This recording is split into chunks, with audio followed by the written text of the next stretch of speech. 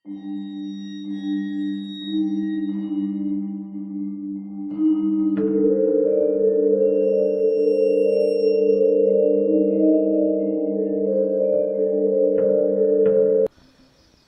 ජිනදාස. අදත් මගේ කතාව ඉතින් ඇතුවත් බැරි නැතුවත් බැරි බබා ගුරුනාන්සේ ගැන. ඕන් එක දවසක උදේ පාන්දරම නිදි මරගාතේ වගේ ආව බෙරකාරයෝ දෙන්න. නිදි පැදුරේ හිටිය බබාව බලහත්කාරයෙන් කතා කරලා ඇහැරවාගෙන රහස් කතාවක්. රහසක් කීවට ඉතින් කතාව ලොකු නිධානයක් ගැන. ඒකත් තව කට්ටඩියෙක් එක්ක තනි නොතනියට යන්න ඕන කමක්. අනේ බාං නිධාන කියලා දෙයක් නෑ. අනික බාං කවුද දන්නේ ඔය කියන කට්ටඩිය කිසිම මන්තරයක් තන්තරයක් දන්නවාද නැද්ද කියලා. බබා ඉතින් මන්තර සියල්ලදත් මන්ත්‍රාචාර්ය වගේ බෑ නොකියා බෑ කියනවා. අනික බාං ඔව්වා ගණ්ඩ කලින් වත් පිළිවෙත් රකින්න ඕන. සීලවන්ත වෙන්න ඕන. මොකාද දන්නේ කට්ටඩියා සල්ලාලේද්ද කියලා. ඒ කතාව ඇහිලා වෙන්න ඇති බూరు ඇඳේ හිටිය කිරා ආතා හැක ගාලා ඔච්චන් හිනාව දෙන්න උනේ. අනේ බොල නටන්න බැරි මිනිහට පොළව ඇදයිනේ කියන ගමන්. ඒක ඇහුණු බබා ඉතින් කිරා ආතට සාප කරන්න උනා. බබෝ ජයදාස කට්ටඩියගේ එක ඇහැයි බම් පේන්නේ. ඒකයි තව කෙනෙක්ව හොයන්නේ දෙපොලේ මතුරන්ට. උඹට මේ වැඩේ බෑ කියනවනම් අපි බෙර ගැහිල්ල විතරක් නෙවෙයි ඉලව් මගුලුත් අතාරිනවා. නහය කැඩුණු බෙරකාරයා පාල කියන්නේ සුබෙත් ඔව් ඈ කියනකොට හිස කහලා මගේ දිහාත් බලලා හා ඉතින් යමල්ලා මොනවා කරන්නද මොනවා වුණත් කල්යාණ මිත්‍ර ආශ්‍රේ තියාගන්න එපයි කියලා. ඒ කල්යාණ මිත්‍ර ඇසුර කොයිතරම් බලවත් වුණාද කියනවනම් ඊට පහුවදාම 4 දිනක් එක්ක ගියේ පාලගේ බිරිඳගේ ගමේ නම ගිය තනි ඇහි ගුරුන්නාන්සේ මුණ ගැහෙන්න. නිධානයක් කීවට ඒක නිකන් නිධානයක් නෙවෙයි. බහිරවයෝ 14 දෙනෙක් ආරක්ෂා කරන එකක්. ගල් දොරටුව ඇරුණාම කාල බහිරවයා තමයි භයානකම. ආන් එතනදි තමයි හරියට මැතුරුම් වමනා බබානිස්. ඒ මිනිස්සයා බබාට කියවන්නේ 14 දෙනාම ඇස් වලින් දැක්කා වගේ. බබා කට ඇරගෙන විස්තරේ අහගෙන ඉන්නේ යකඩෝ මේක මටත් වැඩිය හොඳට බොරු කියනවනේ හිතාගෙන වගේ.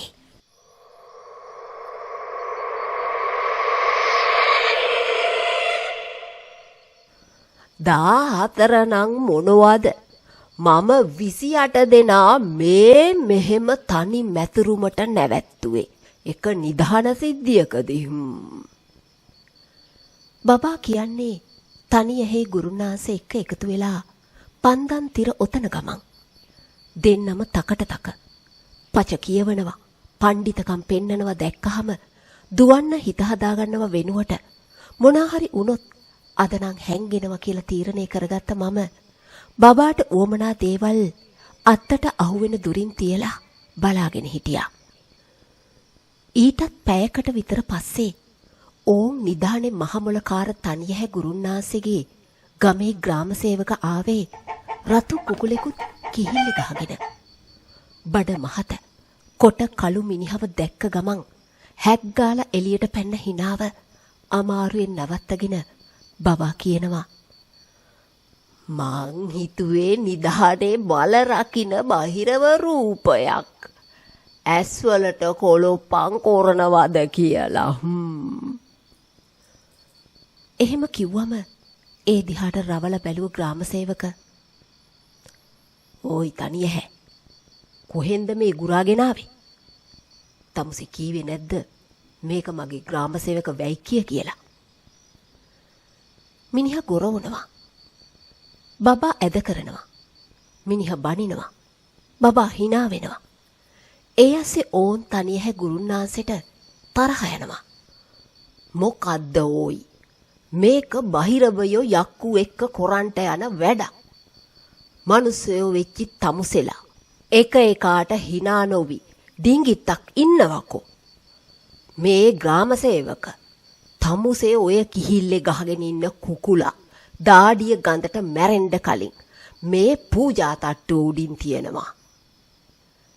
එහෙම කියලා ඊට පස්සේ හාක් නූක් නැතුව ඉතුරු දේවලුත් ලෑස්ති කරගෙන නිදාණය තියෙනවා කීව ලෙන හොයාගෙන කට්ටියම පෙරහැර වගේ එකා පිටිපස්සේ එකා යනකොට පාල හිටියේ මුදුන වෙලා. කතාවේ හැටියට මිනිහා තනි ඇහැ එක්ක කීප වතාවක් ලෙනට ගිහින් තියෙන බව තේරුම් ගියාම එතන ගැන මම විස්තර අහන ගමන් පාලගේ පස්සෙන් වැටුනේ නොදන්න ගුරාට වැඩිය දන්න බෙරකාරයා හොඳයි කියලා හිතලයි. එතන වටේම ඝන කැලෑව උඩහට වෙන්න පොකුණක් තියෙනවා. නිල් කැටේට වතුර ටික.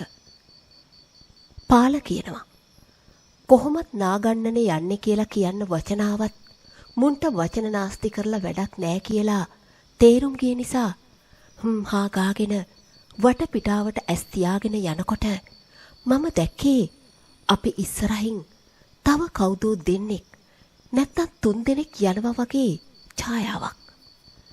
ඒ අය කතා බහ කරනවා වගේ මට ඇහුණත් බබාලට බෙරකාරයන්ට ඒ ගැන කියලා විහිළුවක් වෙන්න බැරි නිසා පාලගේ ළඟ ඉඳලා සුබේ ළඟට එනකම් පසුබැස්ස මම ඉදිරි පෙළ තනි ඇහැටයි බබාටයි පාලටයි බාර කළේ හොඳම විජ්ජාව ගැල විජ්ජාව කියලා හිතලයි. ඒක මහ මූසල පාළු තැනක්. ළඟපාත තිබුණේ මහ විශාල රූස්ස ගස් උනාට ඒවයි පෙනුම විකාර රූප වගේ. ආසාවකට කුරුල්ලෙකුගේ වෙන සතෙකුගේ හඬක් ඇහෙන්නේ නෑ. මගේ ළඟට කිට්ටු කරපු බබා රහසෙන් කීවේ "චිනියෝ මොනවා හරි භයානක දෙයක් සිද්ධ වෙනවා වාගේ දැනුනොත් අපි දෙන්න සහයෝගයෙන් දුවමු. ඇයි බං බලහන් මේ වටපිටාව මෙලෝ සතෙක් නෑ. ගහකොළෙන් බං කොරලා වාගේ. මේ වාගේ තැන්වල නිදහන නැතත් අමනුස්සයෝ පිරිලා." එහෙම කියලයි. එදානම් මට බබා ගැන දුකක් හිතුණා. මිතුරුතුමෝ වෙනුවෙන් බලහත්කාරයෙන් එක්කගෙන ආව ගමනක් නිසා. ඇඟුරුනාසේ මොකෑ ජෝඩු දාලා දුවන්න මේ අවුරුදු උත්සවයකට ආවද? තමුසෙට ඕන නම් වෙනම දුවනවා. මමගේ ජීවිත ආරක්ෂාව වෙනුවෙන් අද හැංගෙනවා. එහෙම කියන්න හිතුණත් මොකටද මීමා උලමාදී වශයෙන් බැනුම් අහගන්නේ කියලා හිතලා නිශ්ශබ්දව හිටියා.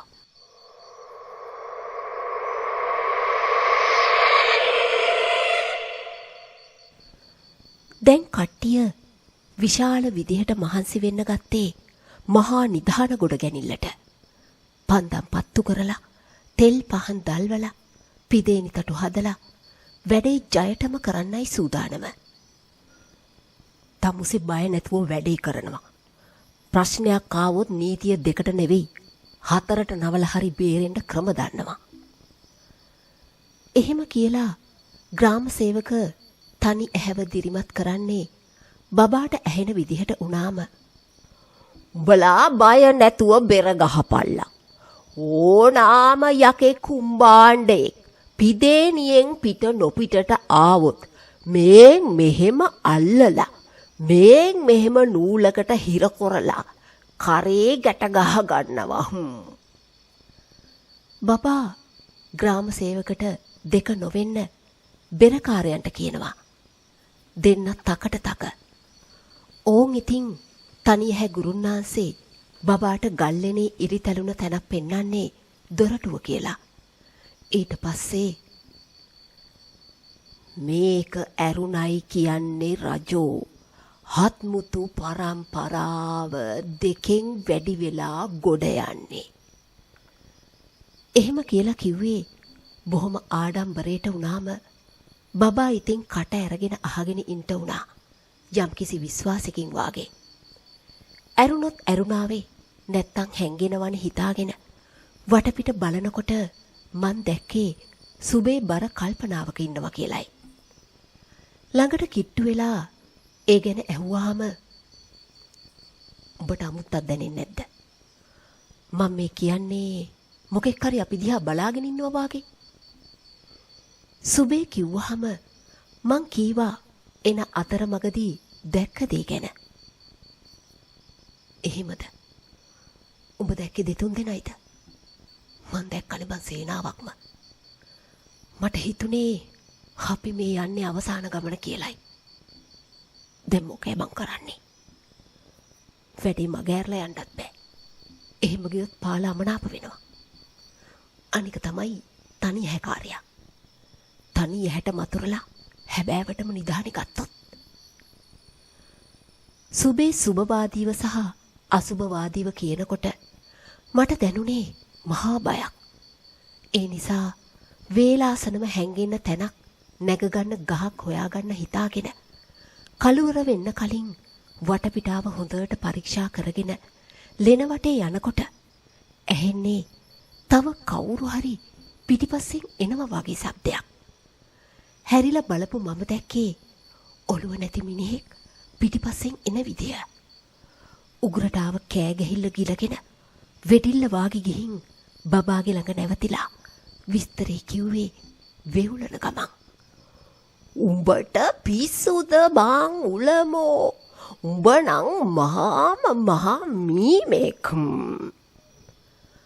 එහෙම කියලා මුරුමුරුව පටන් ගත්තු බබා ඊට පස්සේ දිගටම කෙරුවේ ආම් බලපං අතන යකෙක්, ආම් බලපං කුම්බාණ්ඩෙක්, ආම් බලපං පිසාචෙක් කියන ගමන් මට උසුළු විසුළු කරන එක.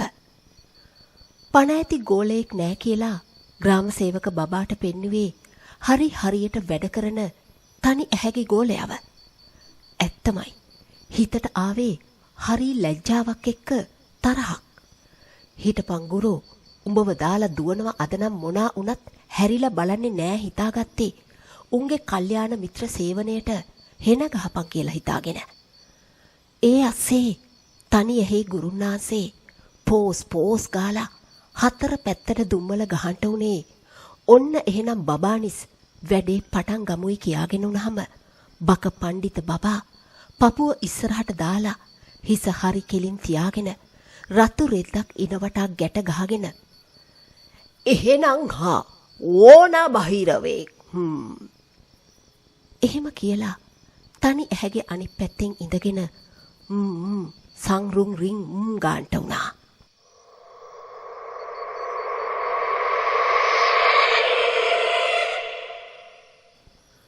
තප්පර 10ක් ගෙවෙන්න උනේ නෑ. කැලෑව කඩාන බිඳගෙන වල්ලූරු රෑනක් ලෙන ඉස්සරහින් අනිත් පැත්තට පැනගත්තේ බබාට සංරුම් හිර කරවලා පිට උග්‍රයවලා. මහා සෝනාගේ වාහන මේ කඩිමුඩියේ කොහේ යනවද? බබා එහෙම අහන්නේ පාලගෙන්. කට බබානිස් අනි ගුරුනාන්ස එක්ක සහයෝගයෙන් වැඩ කරනවකෝ. එහෙම කියලා පාල බබාට රවන්නේ බෙරේ කරේ එල්ල ගන්න ගමන්. සුබේ බෙර එල්ලන් හිටියට මොකද හිටියේ මගේ කිට්ටුවෙන්. ජිනේ උඹ දන්නවද? එතන හරියටම ඌරෝ 13ක් හිටියා. ඒ කියන්නේ නපුරු ගාණක්. ඌ ඌරන්ව ගණන් කරලා හොඳ නරක කියනවා. මොනවා වුණත් හොඳ මස් කුට්ටි ටික දැක්කහම කටට කෙලයිනුවා. ග්‍රාම සේවක එහෙම කිව්වහම මැතිරිලි නවත්තලා තනිය හැ බනින්න තියාගත්තේ කට වරද්ද ගන්න එපා ග්‍රාම සේවක එහෙම වුණොත් සේරම ඉවරයි කියලා. දැන් ආයිම ගුරුන්නාන්සේලා මතුරනවා. බබා නම් ඉතින් සංරුම් විතරයි. හැබැයි තනි ඇහැ කියන එකට බබා ඕ ඒස්වා වරවර ඕන් රීන් රීන් කියන්න මිනිහා අමතක කරන්නේ නැහැ. තව ටික වෙලාවක් ගෙවිලා එහෙනම් බෙරපාලිය පටන් ගමු කියලා බෙරකාරයන්ට කියනකොටම නරි රෑනක් හූ කියන්ට ගත්තේ ගල්ලෙන තියෙන පලාතම දෙතරලා යන විදිහට. බබාට සංරුන් හිර වෙලා ඉබේම ඉඳගෙන හිටිය තැනින් නැගිටින්න ගියත් පාල මිනිහගේ උරහිස් දෙකෙන් අල්ලලා බිම ඇන්නේ බබෝ ඒ නරි බං එහෙම කියලා. ඒ සිද්ධියේදී තනි ඇහැ කලබල නොවුනට මොකද මිනිස්සයා හිටියේ අපහසුවෙන්. හා ගහමු බෙර කියලා මිනිහා බෙරකාරයන්ට කීවහම ඕම් පාල හැම ඉලව්වකටම මගුලකටම ගහන පදේ ඒ නිධානෙටත් ගහන්න තියාගත්තේ නරි ආයිමත් හූ කියනකොට. මට ඇහෙනවා ගෑනු කෙනෙක් අඬනවා, පිරිමි කෙනෙක් hina වෙනවා. ඒ එක්කම කඩුවක මුවහත් පැත්ත ගල් තලාව දිගට ඇදීගෙන එනවා වගේ. හිමිහිට පහුබැස්ස මම ළඟම තිබ්බ පළු ගහට දනි පණියෙන් නැගගත්තේ කාටවත් පේන්නේ නැති වෙන්න. සැප පහසු අත්තක නොවැටෙන විදිහට වාඩි වෙලා පහළ සිද්ධ වන දේ පරිස්සමට බලාගෙන ඉන්නකොට ගහ උඩින් ඇහෙනවා ජිනේ කියනවා. කොයිතරම් බය වුණාද කියනවනම් බිමට නොවැටි බේරුනේ දශමෙට. මට ඉහළ අත්තේ බෙරේ පිටින්ම ගහේ ඉන්නේ සුබේ. මං සුබේ බං බෙරේ බිම තියන්නත් අමතකුණා. ඇහුණ සද්දවල හැටියට. ඌ ඒක කීව විදිහට දැනුනේ අනුකම්පාවක්. ඒකම කලින් තිබුණට වැඩිය ලොකු බයක්.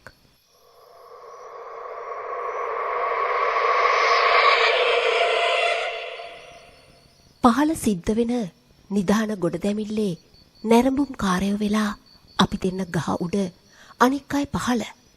පාල බෙරේ ගහන ගමන් වටපිට බලන්නේ කෝ සුබේ කියලා. ඌ බැලුවා කියලා මම මොනවා කරන්නද බං? ගහ උඩ ඉඳගෙන බෙර ගහන්නද? එහෙම කියලා සුබේ කංකුම් ගානවා. බෙර සද්දෙට පරාද වෙන්න අකමැති නරි එක දිගට හූ කියනවා. ග්‍රාම සේවක හූ කියන නරින්ට කෑ ගහනවා. තනිය හැ මතුරනවා. බබා අංකොන් අල්ලනවා. ඔය විදිහට වැඩ සිද්ධ වෙනකොට ඕන් දන්වැල් සද්දයක් ඇහෙනවා ගල්ලෙන දිහයින්. බය නැතුව හිටහල්ලා. ඒ පළවෙනි ආරක්ෂක බහිරවයා. තනිය හැ ඒ ටික කිව්වහම බබා කලබල වෙලා "ජිනේ ළමයෝ කොයි උඹ බය වෙන්න එපා." එහෙම කියන්නේ වටපිට බලලා මාව හොයන ගමන්. තනිය හැ මැතිරිලි අතාරින්නේ නෑ. එතකොට ඕන් දුන් ජාලාවක් ලෙන දිහා ඉඳලා ඇවිත් ඒ අතට මේ අතට යන්ට උනේ මහ විශාල රූපයක් මවාගෙන. ඒ දෙවැනි ආරක්ෂක බහිරවයා. එහෙම කියලා තටුවේ තියෙන එක පිදේනී ලං කරගන්න ගමන් තනි ඇහැ හඬට කිව්වා "කෝ මේ කුකුලා? ග්‍රාම සේවක කෝ ওই කුකුලා?" තටුවේ තියන්න කියපු කුකුලා තාම ග්‍රාම සේවක උරේ පිටින්ම කිහිල්ල ගහගෙන ඉන්නවා. හත් වලාමයි. කුකුලා මැරිලා. "ඕයි ග්‍රාමයෝ දැන් තුන්වෙනි බහිරවයට දෙන්නේ මැරුණු එකෙක්වද ඕයි?"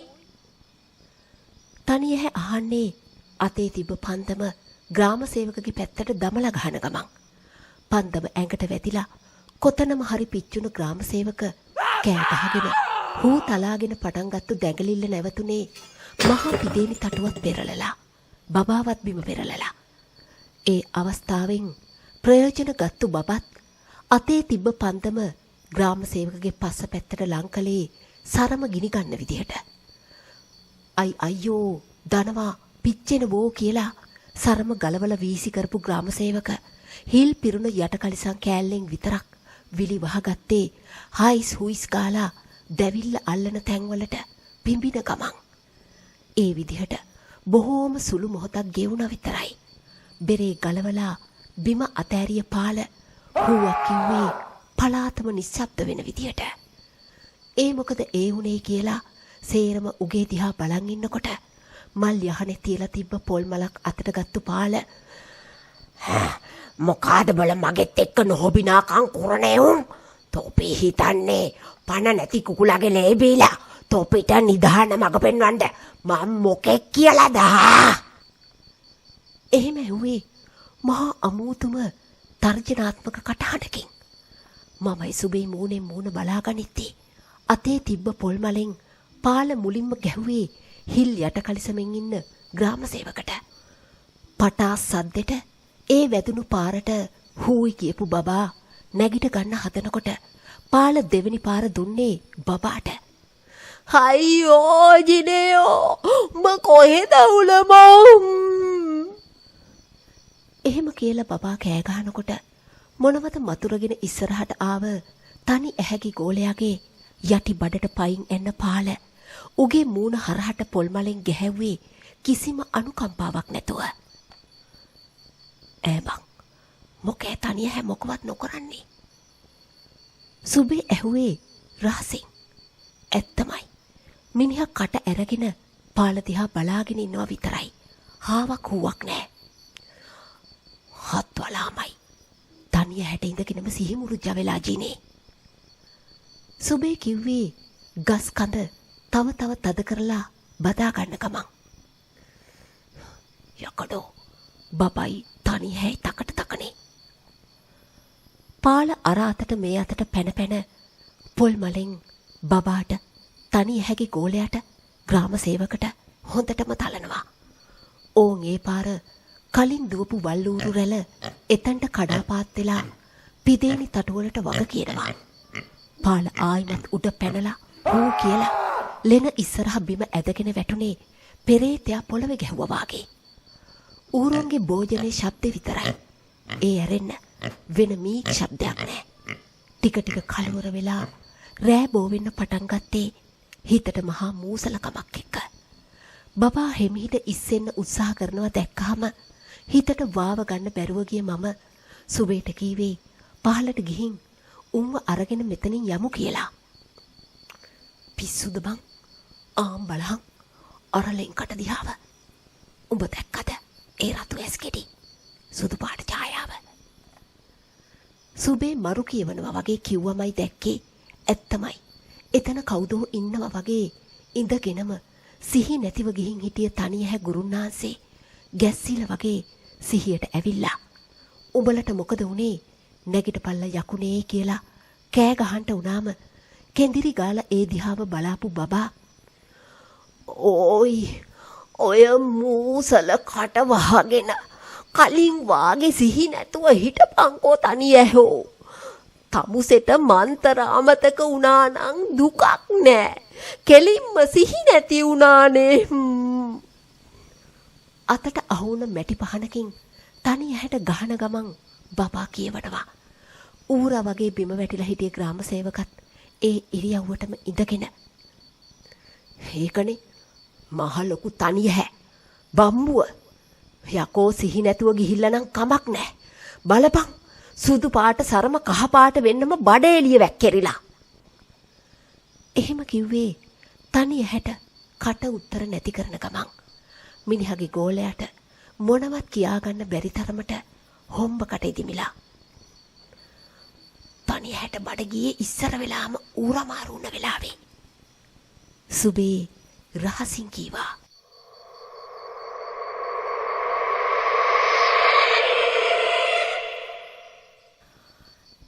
බං උඹලා මගේ ගෝලයයි අනික් බෙරකාරයයි දැක්කද පපා අහනවා ඒත් කට්ටිය මූණෙන් මූණ බලාගෙන නෑ කියන්න ඉඟි කරනවා විතරයි එතකොටම ඕන් ආයිම හූ කියාගෙන පාල නැගිට ගත්තේ බබාව මැරතන් එකට සූදානම් කරලා උනාට මිනිහට දුවා ගන්න පණ නෑ පාල දැන් බලන්නේ උන් දිහාව නෙවෙයි අපි දෙන්න නැගගෙන ඉන්න පළුගහ දිහාව උගේ හිනාව මහාම විරූපී හිත ඉන්න වෙලාවක් නෑ සුබේ හරියටම උගේ ඔළුවට බෙරේ අතෑරපන් කියලා මං කියන්නත් කලින් දඩාන් හඬට බෙරේ පාලගේ ඉහ මුදුනේ ඩීංකක් එහාට මෙහාට වැනිලා ආයිම ඇදගෙන වැටුනේ මැරුණා වාගේ ආන් බලහන් මයේ දුර දක්නා නුවණ නිසාම මම ගෝලයයි අනික් බෙරකාරයයි ගහට නැග්ගුවාම්. දඩ බඩ කාලා ගහෙන් බහින අපි දෙන්නව දැක්ක බබා කිව්වේ තනිය හැට. බැහැපු ගමන් දුවගෙන ගිහින් බැලුවා පාල හුස්ම අල්ලනවද කියලා. ඔළුව පැලිලා ලේ ගැලුවත් ඌ හුස්ම අල්ලනව දැක්කහම සුබේ මමයි බබාට කෑ ගැහුවේ ඉක්මන් කරලා මුවත් උස්සගෙන යමන් පණ බේරන් කියලයි. නිදානෙට ආයිබෝවන් කියලා බැරි බැරියේ සිහියක් නැති පාලව වත්තම් කරගෙන කැලේ මැද්දෙන් දැන් කට්ටිය යන්නේ කලබලේට. ඕයි තනිය හැ බඩ ගියා කියලා සේරෝම දන්නවනේ. ඉතින් ඉස්සර වෙලා යනවකෝ. යන්නේ තමුසෙගේ ගෙදරටනේ. බබා බනිනවා. ඉතින් තනිය හැ ඉස්සර වුණා. දැන් මහ කැලේ ඕන් ආයිම ඌරු රැලක් අපි යන පාරේ හරහට පැන්නේ කෑ ගහගෙන. උන්ගේ පිටිපස්සෙන් දුවගෙන ගියේ විශාල කළු බල්ලෙක් වගේ අමුතු සතෙක්. ඒක දැක්ක ග්‍රාම සේවක බුදු අම්මෝ මහ සෝන කියාගෙන කැලේ කඩාගෙන බිඳගෙන දුවන්ට උනේ ඕයි බතලයෝ නිකම් මැරෙන්නේ නැතුව මෙහෙ වරෙන් කියලා බබා කෑ ගහනකොට. ඌ මේ වසමේ ග්‍රාම සේවක කොහොම හරි ඒවි. ඔය තුවාලකාරයා බේරගමු. බඩ ගිහින් හිටියත් තනි ඇහැ එහෙම කිව්වහම අපි ඉක්මන් වුණ ගමන මිනිහගේ ගෙදරින් අතර කලේ වතුර කලගෙඩියක් විතර බීලමයි. ඊට පස්සේ ඉක්මන් කරලා පාලව ඉස්පිරිතාලේ අරන් ගියේ ඇදගෙන වැටුණා කියලයි. සතියක් යනකම් ග්‍රාම සේවක ගැන ආරංචියක් නැති වුණත් ඔල් මොරොන්දන් වෙලා වගේ හෙළු බැල්ලෙන් මහ කැලෑවේ ඒ මේ අතට ඌරෙක් වගේ ඇවිද ඇවිද හිටිය මිනිහව ගමේ මිනිස්සු හොයාගත්තා කියන ආරංචිය අරන් සුබේ ආවේ. පාලගේ ඔළුවට මැහුම් 13ක් දැම්මා. එහෙම කියන ගමන් හොඳ වැඩේ ඕකට මාව මරන්ට අරන් ගියේ. බබා කිව්වේ රහසෙන් උනාට ඇත්තටම බං ග්‍රාමයා කුකුලව නොමරන්ට නිදාහනේ ගන්ට තිබුණා. එහෙම කිව්වේ හරීම දුකෙන්.